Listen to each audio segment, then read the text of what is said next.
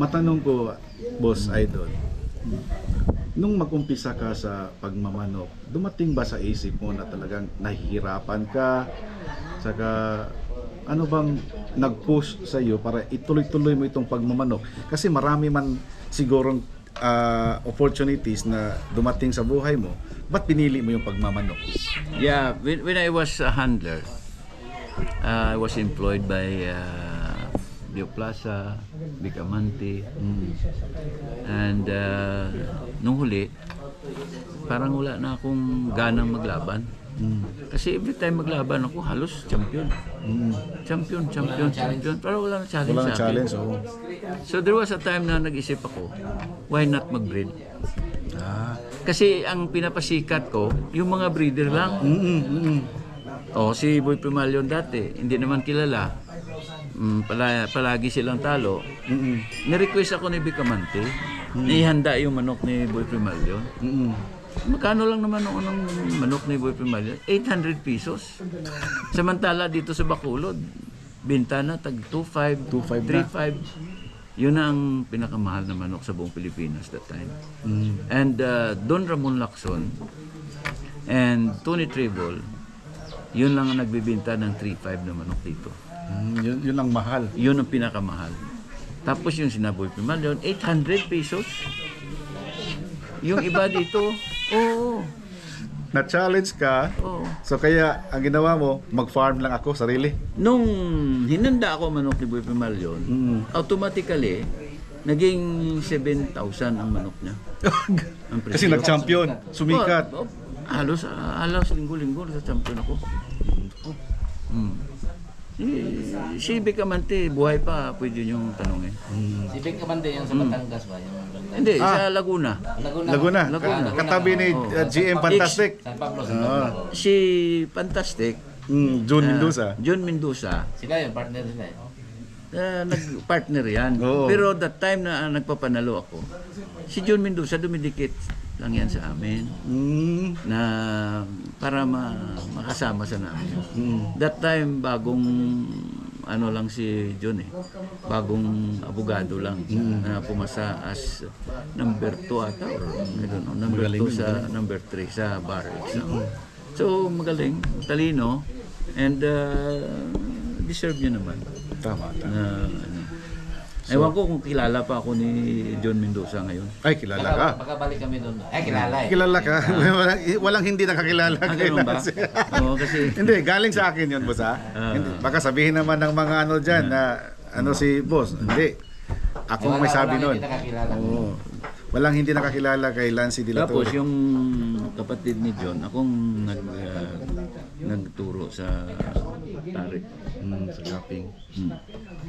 Kasi that time, naging, sabi naman nila, number 1 tayo. Bakit? That time, magkano ang sweldo ng pulis? 405. ang monthly. Ang monthly. Ang offer sa akin ni Dio Plaza para lang humanda, tumari sa kanya. 30,000 naman. Oh! Ngayon, Oh.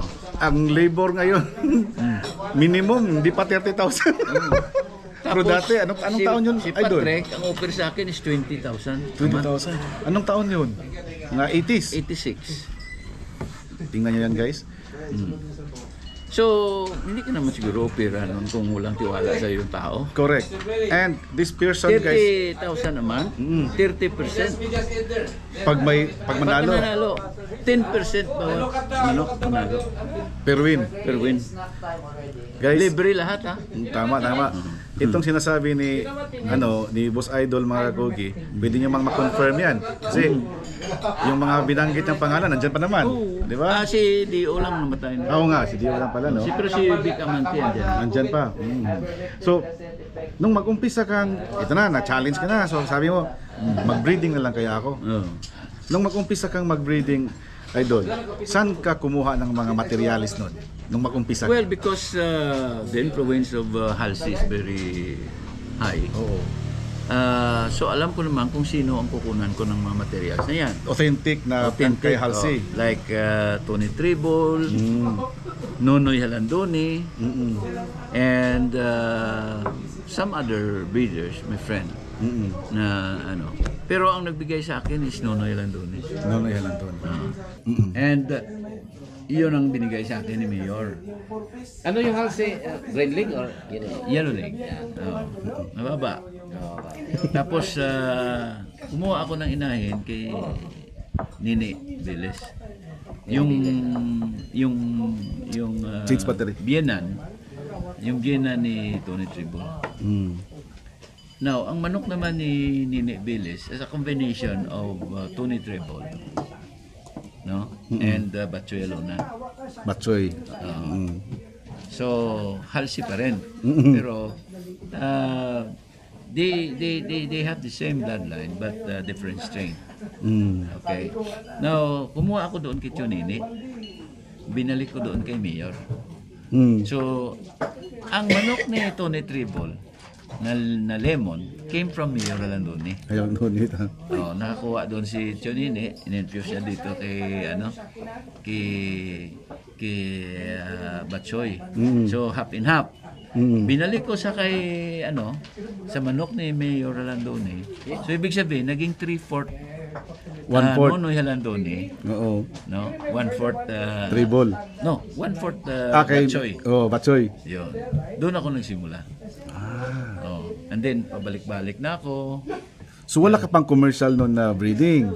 Gamit mo lang lahat 'yun. No. While you are breeding, iniiwan mo lang yung kinukuha mo yung the cream of the crop of your okay. rose that year. Oo. Tapos the rest is bibenta mo rin. Okay, para pang konsumo. Kasi hindi naman tayo milyonaryo. We are an ordinary citizen. So Dati. doon ako hanggang ngayon. Ordinaryo tayo. Hindi naman tayo lumipad. Mahirap lumipad ka, bagsak. Grabe. Oo nga. So, yun lang ang ko. So nung mag-umpisa ka ng mass production na talaga, Idol, nung nagka-farm ka na, yung farm na talaga na farm na paano ka ba nag-umpisa sa farming? Nagbumili ka ng lupa? Nagre-rent ka lang? Or may... No, nagre-rent lang ako because I don't have even one by one lupa eh. So na mag-umpisa ka, rent lang. Pero ngayon, sarili mo na. Magkano lang naman pag-rent? Per hectare? Per hectare is Yearly yan. 6,000. 6,000 yearly. Oo. Per hectare. Doon ako nagsimula sa 1 hectare. Nanirentahan ko ng 6,000. Tapos ngayon, sa tulong at awa ng Diyos, sarili mo na yung lupa, yung farm. Kay Mrs. Bumili si Mrs. sa akin. Sa'yo pa rin yun kasi conjugal Hindi property. sa kanya, kay Mrs. Humble talaga si boss. Minsan mapagkamalian yung yung humility mo ba, mapagkamalian. Gago ito talaga mga Pinoy talaga, ano talaga. Tapos ito, yung pangalang Lancy de la Torre nung mag-champion ka na, gamit mo na yung mga signature line. Ano ba ang signature line mo ngayon, Idol? Well, because of perseverance at saka lahat, no? Yung signature line natin is number 1, yung Boston Roundhead. Yan. Yun ba yung millionaire line? Iba yun? Ang millionaire line, isa lang yan sa nag-signify Sa Boston. Sa Boston. Okay. Galing din siya doon. Okay. Yung nabili ni Tata Briones, mga throwbacks yun. yung nabili ni Tata Briones, nabanggit ka kasi niya, Yung millionaire side. millionaire side na yun. Okay. Okay. Kasi marami siyang tinuthrowback because Boston Roundhead, as I explain, Boston Roundhead is not a pure roundhead. Kasi yung forma niya parang hindi na roundhead eh. May lumalabas na iba-iba eh. So that's why every time na may lumabas doon na ibang itsura, ibang kulay, Siniparate mo. sinisiperate ko yan at saka nagpapasidpaw ako dyan. Kasi why? Because every time I go to the States, wala akong makitang mga ang tawag dito, mga Mga authentic, mga masabi mo authentic na roundhead. na characteristic ng Boston Roundhead. Just like what I have. So, nagpasid foul ako through sa iba't ibang kulay na pinapalabas niya. So masasabi natin, Idol, na yung roundhead na yan is creation mo na yan. No, Hindi yan yung because if you create, you're God. Tama. You're creator. Yeah, sa God lang yan. So ano bang dapat gamitin natin? Procreate. Reprocreate. Reprocreate. So, yung Boston Roundhead mo, hindi naman yan yung pure original na Boston Roundhead kasi wala namang kapariho yung Boston Roundhead mo ngayon. So, yung Boston Roundhead, tatak Lansi talaga yan. Yes, siyempre. Kasi ako nang nag-reprocreate. So, dapat siguro sabihin natin, tawagin natin, Lansi Boston Roundhead. Ikabit natin yung pangalan. Wag lang. Wag na lang. Wag lang kasi parang yabang eh. Dinabas nga ako dyan na hindi ko nilalagay pangalan ko. Nilalagay ko pa rin yung pangalan ng may-ari. Ng Boston Roundhead. Binabas nga ako eh. Yun nga.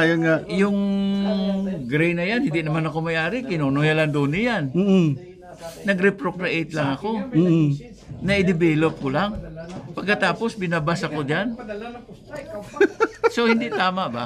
Hindi nila naintindihan na nagbabas na hindi naman sa akin yan eh. Tama. Nag-reprocreate lang ako sa linyang yan. Dinevelop ko lang na lumabas yung mga magagandang characteristics. So yun, galing. Tapos aside from the Boston Roundhead, Idol, ano pa ang signature line mo dito? Well, may foundation blood is yung gray. Yung gray. Yeah. Lemons. Okay. Lahat ba ng mga breeders dito sa Negros base nila lemon talaga? Kasi halos lahat kayo may lemon Siguro mga 70 to 75% of the breeders here have lemons. Lemons talaga. Yeah. Because mautak talaga yung lemon, no?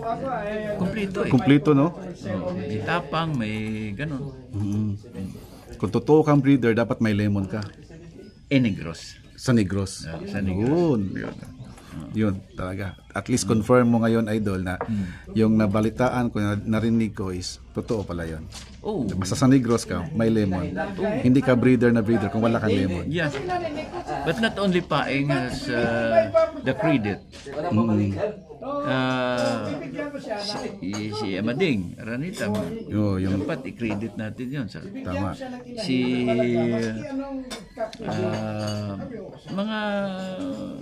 Si Yulo, si Freddy, Yulo. Maraming pumasok dito na lemon na galing sa kanila.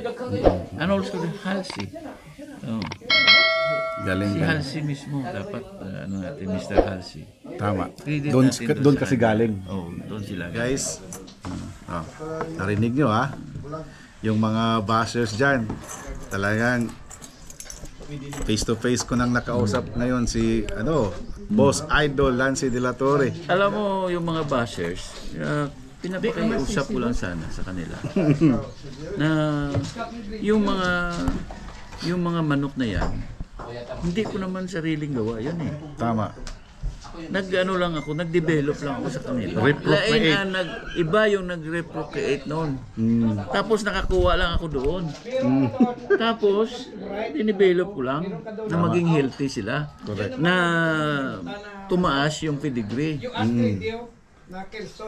So, ang credit doon para sa akin, yung pag-alaga, reprocreate ko sa kanila, at saka